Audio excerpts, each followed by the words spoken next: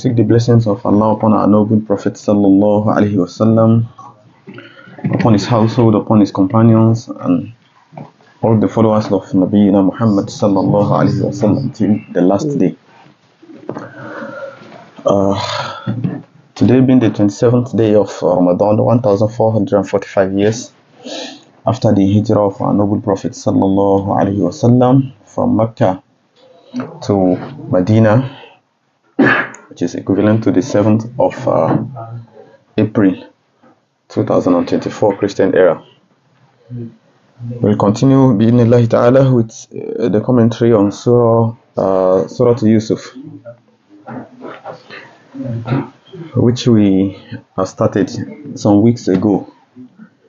And bi'idhnillah, today is going to be the last day. We'll have the same class in this Ramadan, 1445 years after the hijrah of our noble Prophet sallallahu alaihi wasallam. So means after today, then the Tafseer will be continued next year, inshallah. We pray Allah subhanahu wa ta'ala make each and every one of us to witness more Ramadan on the earth's surface and in good health. Ameen. So yesterday we stopped at the verse where Allah subhanahu wa ta'ala is telling us about the statement of Nabiullah Yusuf alayhi salatu wasalam for the one that he knew that he was going to be saved, from the interpretation of the dreams that he did for the two of them, those two companions in the prison. So in such a way that Nabiullah Yusuf alayhi salatu wasalam sees the opportunity, to tell him to remember him when he's having a place with the king. So in such a way that Nabiullah Yusuf alayhi salatu wasalam, after having tawakkul, reliance on Allah subhanahu wa ta'ala, so he also did not just stop there, but then he sees the opportunity he was having, to seek for his salvation. So then today, bi'idhnillahi ta'ala, we are going to start with the next verse, and that is verse 43. So, and this is where we'll be talking about the third dream that we have in this surah. So the first dream was the one by who? Nabiullah Yusuf alayhi salatu wasalam himself, that he narrated to his father. And the second one is that of who? The prisoners. So the companions of Nabiullah Yusuf alayhi salatu wasalam, and who happened to be his inmates. So then the third is that of the king, which we are going to take today bi'idhnillahi ta'ala. So like we mentioned yesterday, just before the first verse we shall be taking today, so sometimes we want something from Allah subhanahu wa ta'ala and we make all possible efforts, but Allah subhanahu wa ta'ala will not give that at the time we are expecting that. So it is not because Allah subhanahu wa ta'ala hates the one that is requesting, or in fact it is not because Allah subhanahu wa ta'ala is not interested in giving, but because it is not the right time. So when the right time comes, that which we request, and provided it is good for us, Allah will definitely give us. So the fact that the saved inmate forgot Yusuf alayhi salatu wasalam when he was having a place with the king does not mean that Allah has forgotten Yusuf, but because it was not yet the right time for him to be out of the prison. So now it is getting to the right time. So, and since it is getting to the right time, there is no doubt that Nabiullah Yusuf alayhi salatu wasalam was going to be out of the prison. So we'll take the verses and see some of the lessons therein bi'idhnillahi ta'ala. So Allah subhanahu wa ta'ala said, Allah says, وَقَالَ الْمَلْكِ. Now, أعوذ بالله من الشيطان الرجيم وقال الملك إني أرى سبع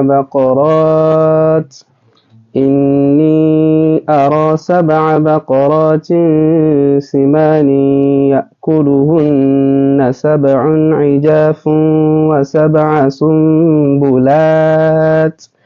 وسبع سنبلات خضر وأخر يابسات يا أيها الملأ أفتوني في رؤياي إن كنتم للرؤيا تعبرون قالوا أضغاث أحلام وما نحن بتأويل الأحلام بعالمين وقال الذي نجا منهما وادكر بعد أمة أنا أنبئكم بتأويله فارسلون يوسف أيها الصديق أفتنا في 7 بقرات سمان يأكلهن 7 عجاف وسبع سنبلات خضر وأخر يابسات لعلي أرجع إلى الناس لعلهم يعلمون قال تزرعون 7 سنين دأبا فما حصدتم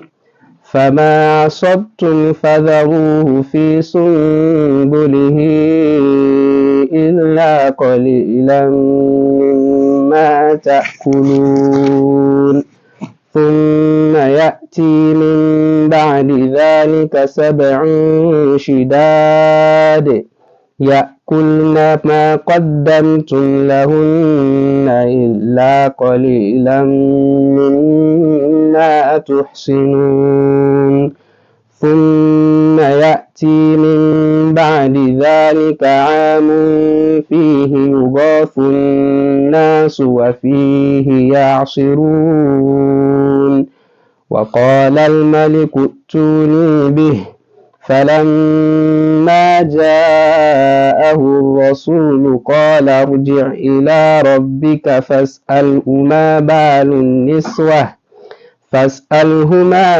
النسوة اللاتي قطعن أيديهن إن ربي بكيدهن عليم قال ما خطبكن إذ راوتن يوسف عن نفسه قلنا حاش لله ما علمنا عليه من سوء قالت امرأة العزيز الآن حصحص الحق أنا راودته عن نفسه وإنه لمن الصادقين ذلك ليعلم أني لم أخنه بالغيب وأن الله لا يهدي كيد الخائنين. نعم جزاكم الله خيرا. So Allah subhanahu wa ta'ala said وَقَالَ الْمَلِكُ. So the king said, so this is the beginning of the new chapter now, and that will have to do with the dream of the king. So وَقَالَ الْمَلِكُ, the king said, إِنِّي أَرَى 7 بَقَرَاتٍ سِمَانٍ يَأْكُلُهُنَّ 7 عِجَافٍ. The king said, I saw, that's in my dream, I saw 7 بَقَرَاتٍ, 7 cows, simanin, fat ones, 7 fat cows. So in Arabic, this is just a short one in Arabic when numbering items in Arabic. So there is a rule. I mean, there are rules, but then this is specifically about when numbering items between 3 to 9 in Arabic. So usually in English we just say 5 cows, 7 cows, 8 cows, and like that and like that. So it is almost like that in Arabic as well, except that in numbering in Arabic they differentiate between male and female. So the way they number male in Arabic is different from the way they will number female in Arabic. For instance, Baqarah is a feminine. So, and we know the number 3, for instance. We say Thalatha, Arba'a, Khamsa, Sitta, Sab'a, Thamaniya, Tis'a, like that. So in Arabic, when the items or item that is to be numbered is masculine, then the number has to be feminine. If the number is between 3 to 9, if the item is masculine, then the number has to be feminine, and vice versa. So in the case of Baqarah now, for instance, the plural of Baqarah is Baqarat. So if we are going to have one Baqarah, we just say Baqaratun wahidatun. That's just one. So if we have 2, we say Baqaratani. Now, once we are going to be having 3 now, 3 is Salasa. We cannot say Salasatun Baqarat. This will be wrong.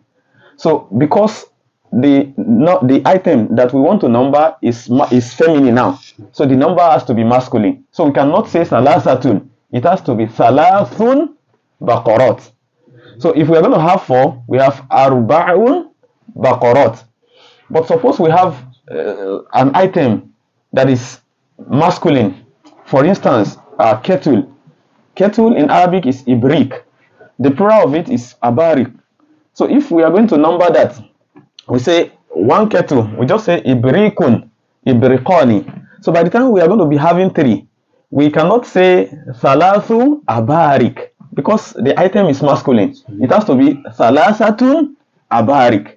So the number and the items should not go together. So if the number is masculine, then that means the item will be feminine, and vice versa in Arabic. So that's why we have sab'a here without that ta. So because the item that is to be numbered here is feminine. So the king said, I saw 7 fat cows. Siman. Siman is the plural of semin. So fat. So the plural of siman is semin is siman. So I saw 7 fat cows. Yaquluhun, in such a way that also I saw sab'un ijafun. I saw some other 7 lean cows also. So lean, the plural of ajaf is ijaf. That's lean. So skinny cows. So I saw some other 7 skinny cows, such that those 7 skinny cows are eating up the 7 fat cows. So this is something very important in Arabic. Usually in English, we put forward the subject before the object, but it is not always like that in Arabic. In fact, what will tell us the object and the subject is, the vocal that we have on the noun that we are naming. So here it implies that the 7 skinny cows, I saw them eating up the 7 fat cows. Wasabra sumbulat. Then also I saw 7 spikes. 7 spikes, like 7 hearing, like the bunch of corn or what have you. Like when you have a corn plant, at the tip of it you have the fruit, which is the main corn itself. So the one that is in the bunch, the spike itself, I saw 7 of them like that. Khudrin. So green ones. Green ones here implies that they are fresh. So fresh ones. Wa ukhra, then I saw some other 7. Yeah, besides, these ones are dried up. So I saw 7 green ones. Then I also saw 7 dried spikes. So meaning that the dried ones are not fresh. So yeah, you al-mother. So all you my companions, all you the respected dignitaries, all you the respected entourage, the king was asking them as such. Aftuni. So you you interpret to me. Fi ru'yai. Interpret my dream to me. Tell me the interpretation of this my dream that I dreamt. In kuntum, if truly li ru'ya ta'burun. If you know, if you have the knowledge of interpretation of dream, if truly you can interpret dream, so you have to interpret this my dream for me. This is what I saw in my dream, but I cannot understand. So please tell me the interpretation. So this is the beginning of the victory for Nabiullah Yusuf alayhi salatu wasalam. If not for the fact that all of us, we might have learned about the story of Nabiullah Yusuf alayhi salatu wasalam. This kind of dream, if someone will tell us that this is the kind of dream he's having, that we should tell him the interpretation, it will be very difficult for us to, think of the interpretation to the direction in which Nabiullah Yusuf alayhi salatu wasalam interpreted it. In fact, if one will ask us that, what is the meaning of this? Then the first thing that is very likely to come out of our mouth is the same thing that came out of the mouth of the dignitaries around the king here. So what did they say? So they told the king that, they said, Adghasu ahlam. These are just mixed up of, confusions, mixed up of confused visions. These are nothing. They are nothing to worry about. Why do you have to worry about these things? You saw 7 lean cows eating up 7 fat cows. How could that happen? Then 7 spikes, green ones, fresh ones. Then you also saw some 7 spikes, dried ones. What will be the meaning of that? Perhaps you went to the farm yesterday, and because you saw cows, different cows in the farm, that's why you dreamt about this. This is what will come to, our mind as well. So that was the same thing that the dignitaries, around the king told him, that adghasu ahlam. Adghas actually is the plural of digs, mixed up of when they have mixed up of grains like corn, like guinea corn, millet, and all this mixed up together. So they call that digsan. So the plural of that is adghas. So ahlam is always used in describing, confused situation, or in particular confused dream. So when they put the two together, it means it's a kind of confused vision, mixed up, that has virtually no meaning. So it is meaningless. That's what they are trying to tell the king. So وَمَا نَحْنُ بِتَأْوِيلِ الْأَحْلَامِ بِعَالِمِينَ. And for us, we do not have knowledge of interpreting, confused vision. Or this could also mean that we do not have knowledge of interpreting dream.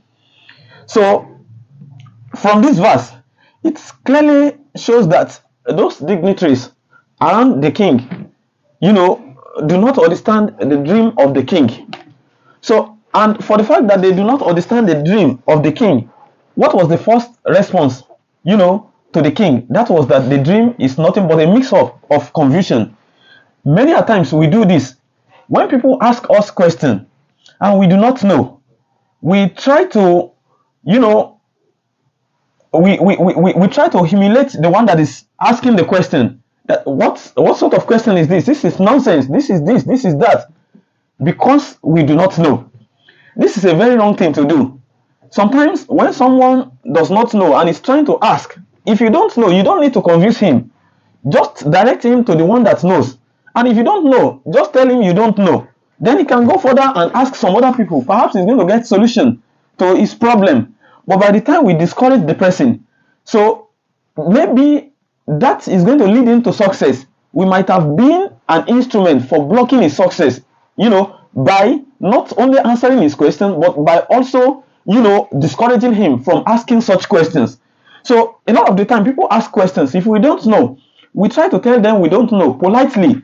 Sometimes we may be, to some of us that are teachers in class, some students will ask some questions sometimes. It will be as if it is funny. We take it as a joking matter. But then that should not be. The one that is asking actually cares to know. There are some people naturally, even if they are going to ask a very important question, you have to laugh. There are some people, before they speak like this, once you see their face, you just start laughing.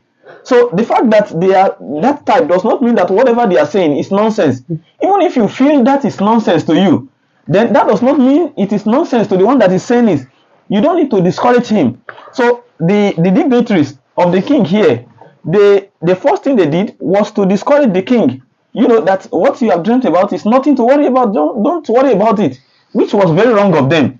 But then they added something which is actually showing their honesty in one way, and that is when they say وَمَا نَحْنُ بِتَأْوِيلِ الْأَحْلَامِ بِعَالِمِينَ. For us, we do not know how to interpret, confused mixture of different things in dream. We do not know about it. Or scholars say this could also mean that they are saying that we do not have knowledge of interpretation of the dream. So this is honesty from their own part. When you don't know something, you tell people that you don't know. You don't need to deceive people. A lot of the time we try to deceive people when they ask us things, or when even they requested that we should do something for them. A lot of the time we even when it comes to seeking position, many of us, we deceive those people, our employers, by telling them we have what we do not have. This is something that is very wrong. Tell them what you have. Yesterday we were talking about blowing your trumpet. One of our brothers here was telling us that in US in particular, if you have 100 certification, put it, and don't just put it. Tell them that I have this, I have this, I have this. When you have it, you tell them. But when you don't have it, you don't need to tell them. When you don't have it, you are cheating them, you are cheating yourself, and indirectly you are cheating Allah subhanahu wa ta'ala, because you think you are deceiving them. You are not only deceiving them, you are also deceiving yourself, because at the end of the day, they will come to realize that you don't have that, and in the day of Qiyamah, you are going to defend what you claim to be having and that you are not having. So when you don't know, you tell people that you don't know. One of the problems we are having in the society today is that people tend to, ascribe all field of knowledge to themselves when they do not actually have expertise in all those field of knowledge. You ask an Islamic scholar a question, instead of telling you the simple answer that I do not know, he will be telling you authoritatively that it is like this, whereas he does not know, whereas he's confusing you. This is something that is very wrong. If you know, you just state exactly what you know. If you don't know, you tell people that you don't know. There is no problem in that. From among our pious predecessors, it was reported that Al-Imam Malik bin Anas, rahmatullahi alayh, was asked 40 consecutive questions. 40 consecutive questions. And he kept saying, I do not know. I do not know. I do not know. Then it got to a point that the questionnaire was like, Imam Malik, I came because of this from a far distance. So, when I don't know, you want me to tell you that I know? If I tell you I do not know, that is also part of knowledge. In fact, that is half of knowledge. For me to tell you I do not know when I do not know. But today, this is a statement that is very difficult for scholars or even students of knowledge, or even those that are aspiring to be students of knowledge like me, to say today, when they don't know something, to say that I do not know. Because we feel like once you say you do not know, people do not regard you again. If people are not regarding you, then is there any problem in that? People must not regard you. In the first case, who are you? You are nothing. It's only Allah that puts you in that position that you think you are.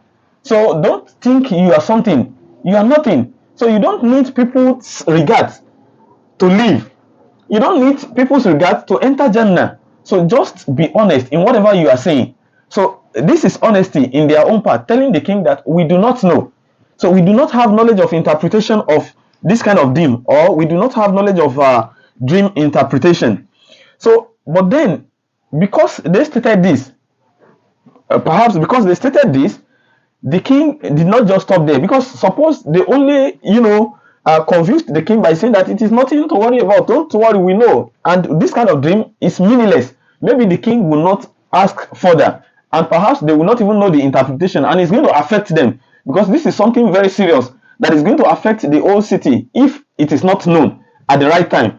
So, but because they were honest to the king, then وَقَالَ الَّذِي نَجَى مِنْهُمَا, the king kept asking, and that was when, from among the two inmates of Nabiullah Yusuf, alayhi salatu wasalam, the one that was saved, that also became an entourage to the king now said, you remember, وَدَّكَرَ بَعْدَ أُمَّةٍ, so that person remembered after a long while, after years. Yusuf told him initially that once you are with the king, please remember me. So he did not remember anything about Yusuf until after years, when the king was asking about interpretation of the dream. So that was when he remembered that, oh, there was someone I met in the prison who can actually interpret this dream. So he remembered after years. Then he said to the king, Ana unabbi'ukum bita'wili. I am going to inform you about the interpretation of this dream. So, but what you just have to do is, for arsilun, you send me to someone who can interpret the dream. I know of someone. Just instruct me, give me go ahead. I will go and meet him, and he's going to interpret the dream, and I will inform you about the interpretation. Now, look at Nabiullah Yusuf alayhi salatu wasalam. He has been forgotten in the prison. He has been forgotten. So when you are not useful to people, people will not care about you. People care about you today. You see people shouting your names today because you are important to them, because you have something they need. If they are shouting of, oh, Mr. So, Dr. So, Professor So, don't think it is that your name that is special. Don't think it is from the family you are from that is special. It is that thing that you have in you that is special. This is something I always discuss with Prof. That sometimes people think like because you are someone. It is not because you are someone. It is only because of that which you are having. People are such that when they see something that they need in you, they will seek for you, no matter where you are. But once they find a replacement, especially a better replacement, you become useless. You become useless. So don't think you are so important. Know that your importance is only because of that quality which you possess, which they need, and they don't have replacement for you. So if you want to remain relevant, then that means you should not lose your expertise. That means whatever qualification that will enable you to maintain your position, you should find it. Otherwise, you may eventually lose that reputation that you're having with people. So if you have something that people need and they are not having, even if you are in the prison, they will look for you, just the way they are trying to find Nabiullah Yusuf alayhi salatu wasalam. There was no one that could interpret the dream. I didn't mean there was someone that could give them the interpretation of the dream outside. Do you think even that other inmate will remember Yusuf? He will not remember him. But because there was no anyone that could interpret the dream, then you remember that there was someone in the prison that I met that can actually do it. So he remembered Yusuf, and immediately he went to Yusuf when he was given instruction to go. So he went to Yusuf because of the quality, because of the knowledge that Allah subhanahu wa ta'ala has given to Yusuf. So now another lesson, which is something obvious in life. Usually when we wrong people, we don't care. But the one that we have wronged, if we are in need of something from him, we try to find a way of pleasing him. That is exactly what that inmate did to Yusuf here. Said, Yusuf, are you a Siddiq, the truthful one, trying to hail Yusuf now. Not because Yusuf is a truthful one, there is no doubt about that. But not just because he wants to hail Yusuf, but because he needs to hail him so as to get something. He needs something from him. So you cannot, someone you have abandoned for several years, you just go to him, please interpret this dream for me. Say, what do you mean? You come and get it. If you can take it from my head. So you have to, please him by hailing him. Or you the truthful ones.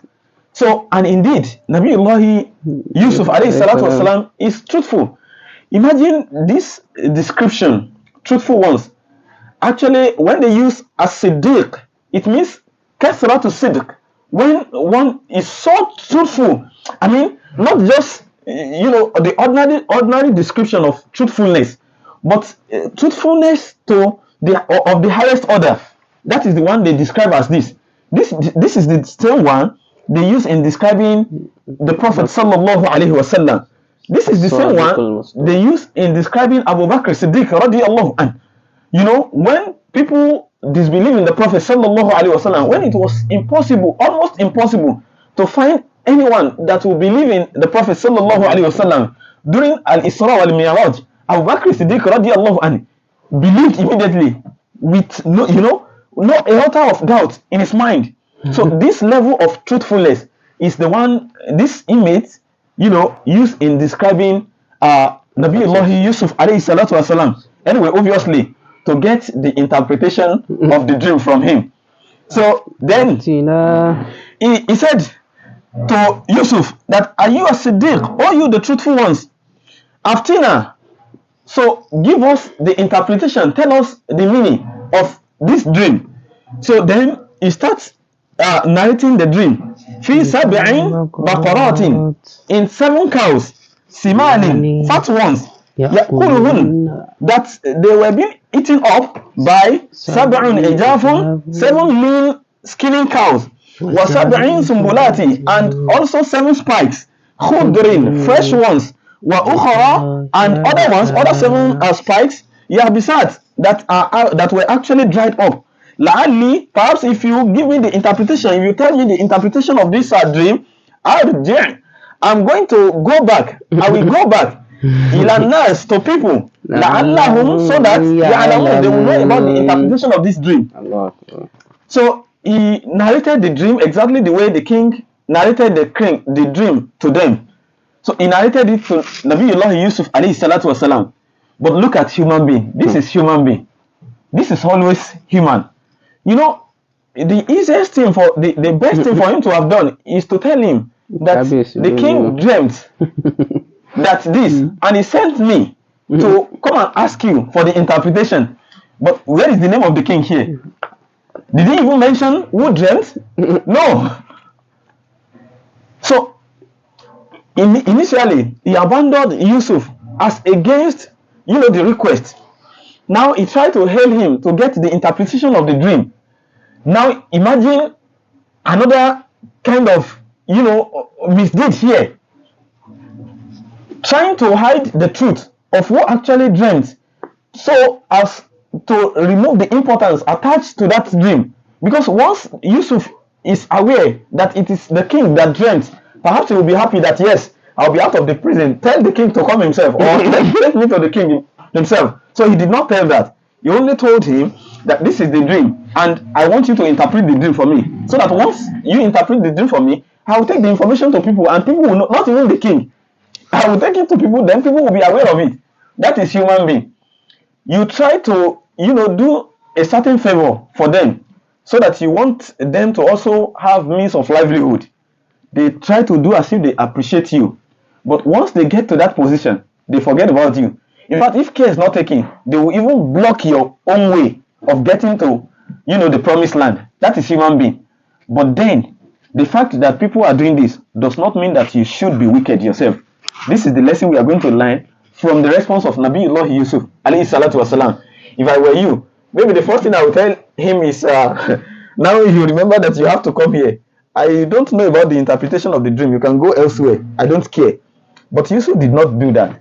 So he responded to his request.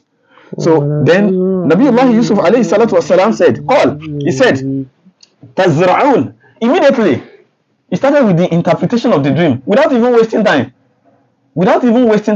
Telling you that the fact that people wrong you does not mean that you should reciprocate wrong with wrong. If people are bad, leave them. As long as you are on the right course, at the end of the day, you will be successful. And in fact, those people that are doing all those bad acts will never succeed. It is not possible for the transgressors to succeed. It is not possible. So it may appear as if, they are having their ways, but at the end, you realize that they will not have their ways. So sometimes when you help people and it appears like people forget you, you think like, I think I will not be helping people again, because helping people is not even favoring me. Don't worry, it's going to favor you. It may only take time. And those people that you help and that are reciprocating that goodness with evil, they will also find their own reward. You just leave them. It is a matter of time. You don't need to stop helping people. Keep helping people as long as you have the capability, as much as you can. Allah subhanahu wa ta'ala is going to pay you back. Do not expect that it is people that you are helping that will pay you back, but expect, the reward from Allah subhanahu wa ta'ala, and Allah is going to reward you for that. So Nabiullah Yusuf alayhi salatu wasalam told him that Tazra'una sab'a sinin. So you are going to cultivate plants for 7 years, for 7 good years. So sinin is plural of sana here. So you are going to cultivate for 7 good years. Da'aban, consecutively. You have rain, you have everything that is required to cultivate, and you cultivate, you're going to have, the produce for those 7 years. Fama hasottum,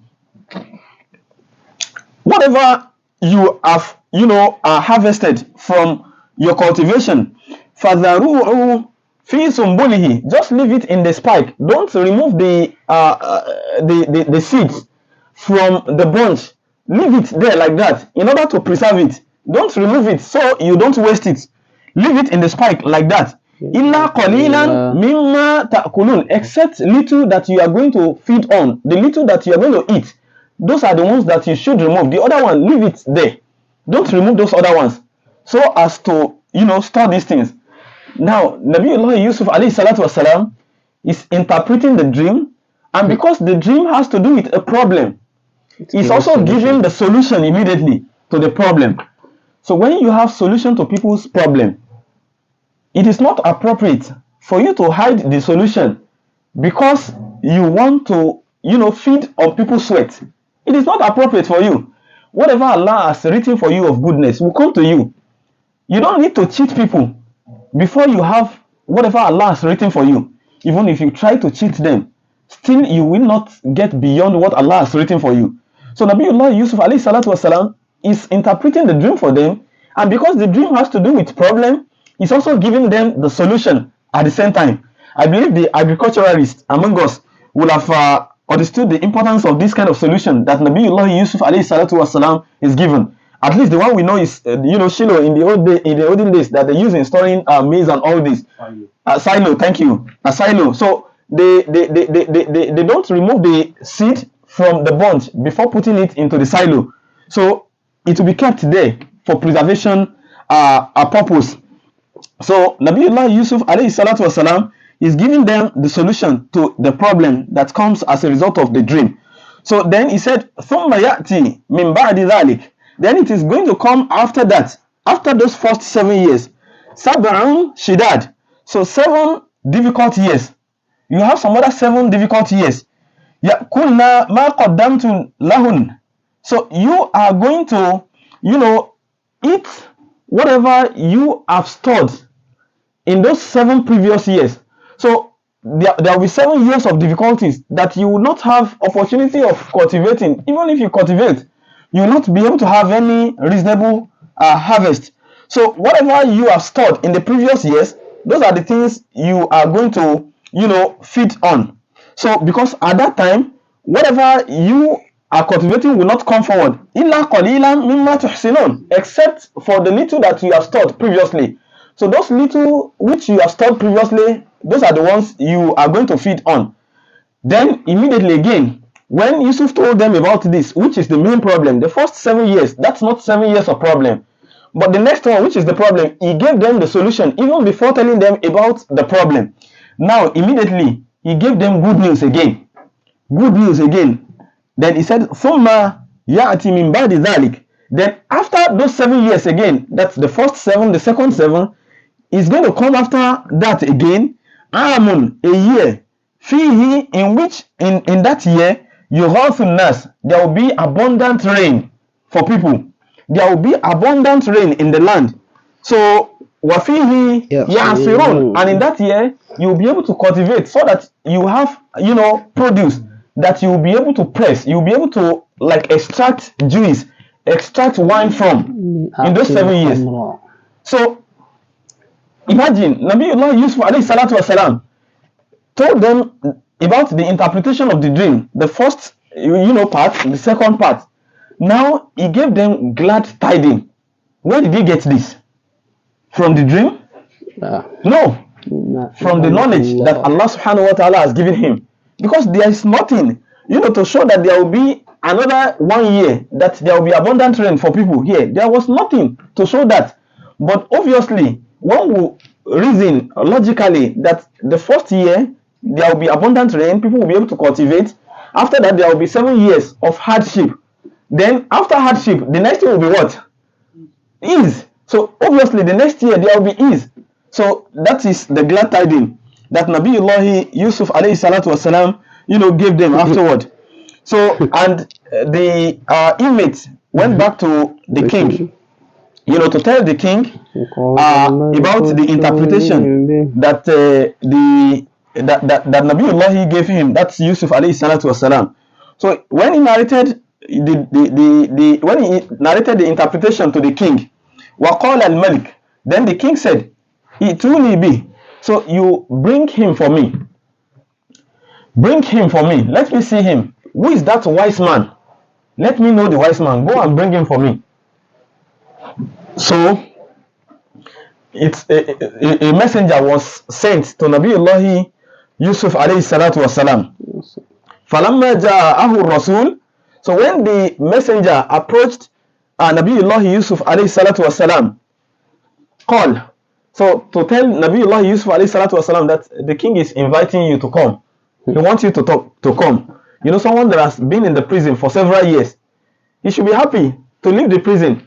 In fact, in respect of this, the Prophet sallallahu alaihi wasallam said, if I were Yusuf alayhi salatu wasalam, then I will rush out of the prison to the king. I wouldn't have waited for my exoneration. The Prophet sallallahu alaihi wasallam is saying this. So how much more if you were the one? How much more if I were the one? We can try to say that I will also do like Nabiullah Yusuf. Don't deceive yourself. I will also not deceive myself. We'll go out. After years of suffering in the prison, then the king is inviting you. Maybe you even forget about your exoneration. The most important thing to you at that time is for you to be out of the prison. But Nabiullah Yusuf alayhi salatu wasalam did not just do that. So, he told the person immediately that irji' ila rabbik. So go back to your Lord. Go back to your Lord. Fas'alhu. Ask him about what? Ma balu niswa.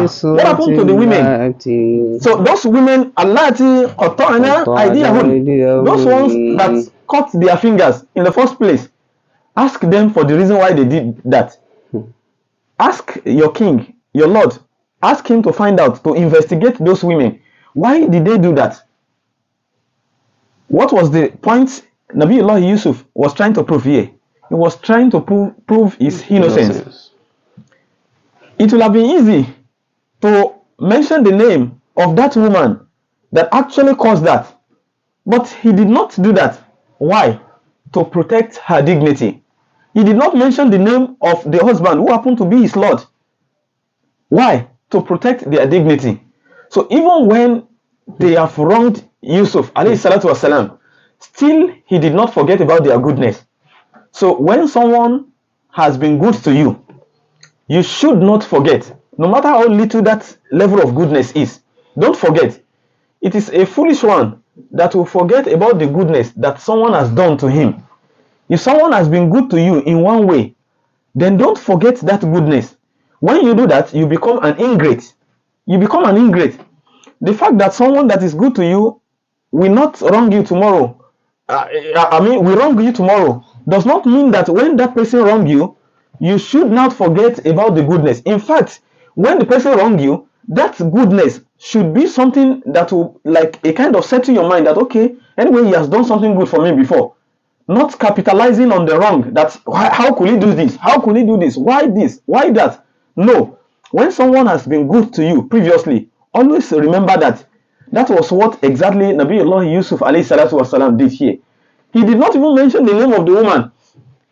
Rather, he said, tell your king to investigate, to find out what happened to those women that cut their fingers. He was not even telling the king to tell them that, ask them if actually I did them wrong or not. Just investigate what happened to them. From the investigation, the king will know. He's going to know. So when someone is good to you, you should not forget about the goodness. Then, the inna Rabbi, then he said, verily, my Lord, my Lord.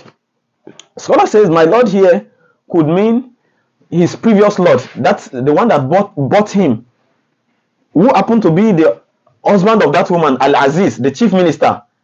And it could also be referring to Allah subhanahu wa ta'ala. Said, inna Rabbi, verily my Lord, bikaydihinna alim. My Lord knew about their plot. he knew about whatever conspiracy they have done against me. So it may mean the husband who happens to be the Al-Aziz. Remember, Al-Aziz also is aware, because initially when he met Nabiullah Yusuf alayhi salatu wasalam and the wife inside, so he realized the truth and he told Nabiullah Yusuf alayhi salatu wasalam to just keep it and don't disclose it to anybody, and told the wife to seek forgiveness of Allah subhanahu wa ta'ala, for she has held at the time. So it is possible that this is referring to the one that bought Yusuf alayhi salatu wasalam, Al-Aziz, and it is also possible that Nabiullah Yusuf meant Allah subhanahu wa ta'ala, that my Lord here is referring to Allah, that Inna Rabbi bikaydihinna alim, my Lord he knew about their conspiracy. So tell the king to investigate. Then the king also investigated. So so he said, Ma khatabukun. The king sent for the women, and he asked them that what do you have to say? What is going to be your response? What are you going to say with respect to what happened when you actually cut your finger? What happened at the time? So what happened when the wife of the king, Ma khatabukun idh rawattunna Yusufa an nafsi, when you actually try to seduce Yusuf, what happened against his wish? What happened at the time? Then the women responded by saying, Qulna hasha lillah. They said, oh, perfect is Allah. Just like we are going to say today, something strange happened. We say, subhanallah. Say, oh, Allah is perfect. Perfect is Allah. Ma alimna alayhi min su. We do not know any evil with Yusuf alayhi salatu wasalam. We do not know him with any evil. Indeed, he has not committed any wrong. So immediately they said that, vindicating Nabiullah Yusuf alayhi salatu wasalam. Qalat, then Yusuf said, Qalat Imra'atul Aziz, then the wife of the chief minister Al-Aziz said, Al-ana hasal haq. So now the truth is obvious. The truth is clear. So now everything is exposed now. Ana rawattuhu an nafsi. I actually tried to seduce Yusuf alayhi salatu wasalam. I seduced him against his wish. So he did not do any wrong. Wa innahu lamina sadiqin. He was indeed truthful. He did not do any wrong. I was the one that actually seduced him. So the king realized the innocence of Nabiullah Yusuf alayhi salatu wasalam, and everyone also realized that. So a great lesson here. It is always important that when we want to relate with people, we should try to establish our trustworthiness. This is very important. Even if people know that we are truthful, we should also try to make them realize that we are trustworthy. Remember our noble Prophet sallallahu alaihi wasallam. One of the two most important qualities that the Quraysh knew him with is trustworthiness. In fact, he was named Al-Amin. So As-Sadiq, then Al-Amin, is truthful and also trustworthy. They knew that the Prophet sallallahu alaihi wasallam is someone that is good at taking care of amana. So this is the same thing that Nabiullah Yusuf alayhi salatu wasalam was trying to establish here, because he was going to be given the trust of people. So if they don't trust him, how could they give him the trust of people? So that is why he tried to establish his trustworthiness, so that apart from the fact that people know he's truthful, because obviously the inmate already told them that Yusuf is a truthful one. So but then to also establish that he is trustworthy, so he had to establish that trustworthiness by proving his innocence, which is what Nabiullah Yusuf alayhi salatu wasalam has done here. So if we find ourselves in a situation that is similar to this, then we should not be hasty, to just be out of the problem. I'm not saying that we should not be out of the problem, but what I mean is we should not be hasty to be out of problem to the extent that we will now forget to prove our innocence, so that we just want to be out anyhow. Even if people don't believe that we are innocent, we can also try, we can also be patient, such that we establish our innocence, and at the end of the day we'll be out of that problem. May Allah give us this kind of sabr. So that was exactly what Nabiullah Yusuf alayhi salatu wasalam has done. So that Nabiullah Yusuf said that he has done liya'lama anni, so that they will know, especially the Al-Aziz, who happened to be the master of Nabiullah Yusuf alayhi salatu wasalam, so that he will know anni lam akhunhu bil ghaib, so that he will know that I do not cheat him in his absence. So that he will know that I do not cheat him in his absence. So they will say in our language, they will say, if Allah is seeing you, then let people also see you. If Allah knows that you are truthful, then that may not be enough. Of course, once Allah knows that you are truthful, that's okay for you. But also, it is also important to let people realize that you are truthful. Otherwise, if care is not taken, you put people into problem. Remember when the Prophet sallallahu alaihi wasallam was, in seclusion, itikaf, and one of the wives of the Prophet visited him. So the Prophet was going out with her just outside the masjid. A companion was passing by, and assalamu alaikum, kind of. He said, wa alaikum salam. Then the Prophet called him that, look, she is my wife. So person. He said, yeah. Like we are not the people today. We say, suppose I were the one, I would say, astaghfirullah. But I don't mean any. Say, no, I know you don't mean any, but shaitan is difficult. He runs, in human, just like the blood is flowing. So that we don't put people in doubt. It is good that when we establish our truthfulness with Allah subhanahu wa ta'ala, it should also be made known to people that we are truthful. Otherwise, we may put people into problem. So, Nabiullah Yusuf alayhi salatu wasalam has done that to make sure that the master realized that he has never cheated him in his absence. So, wa anna Allah, and that Allah subhanahu wa ta'ala la yahdi kayd al-kha'inin. Allah will never make the plan of, the cheaters to succeed. So, the cheaters will never succeed with their plan. So, if people are cheating you, and they think they are having their ways, just leave them. They will never succeed. It is not possible. It is not possible. They can only have that temporarily, but permanently it is not possible. You that you are on the right course, you'll be the one that will succeed. But for the wrong ones, it is not possible for them to succeed. So that is also a lesson for us, that any among us that is cheating, we are cheating, those people we are relating with, then we should know that we cannot succeed with that in any form. So we should avoid cheating. And in fact, the Prophet sallallahu alaihi wasallam is reported to have said that whosoever cheated us is not from among us. So we should avoid cheating people in whatever way. We should avoid cheating people. This is a very wrong act, and that will lead us to nothing but failure. It will not lead us to success. May Allah subhanahu wa ta'ala grant us the understanding of his words. So this is where we are going to stop for today. And for this year, Ramadan, bi'idhnillahi ta'ala, and we hope that Allah subhanahu wa ta'ala is going to accept whatever we have done as act of ibadah. And the right from among what we have said, we pray that Allah subhanahu wa ta'ala make them easy for us to put into practice. And the wrong from among what we have said, may Allah subhanahu wa ta'ala take all of them away from our hearts. We pray for forgiveness of Allah subhanahu wa ta'ala in this month of Ramadan, so that Allah count us from among those people that will be forgiven and that will end Jannah al-Firdaus in this blessed month of Ramadan, and from among those that will end salvation from hellfire. Bi-idhnillahi ta'ala. We pray for our parents, Allah forgive the dead among them, and those that are still living, Allah increase their rahmah on them.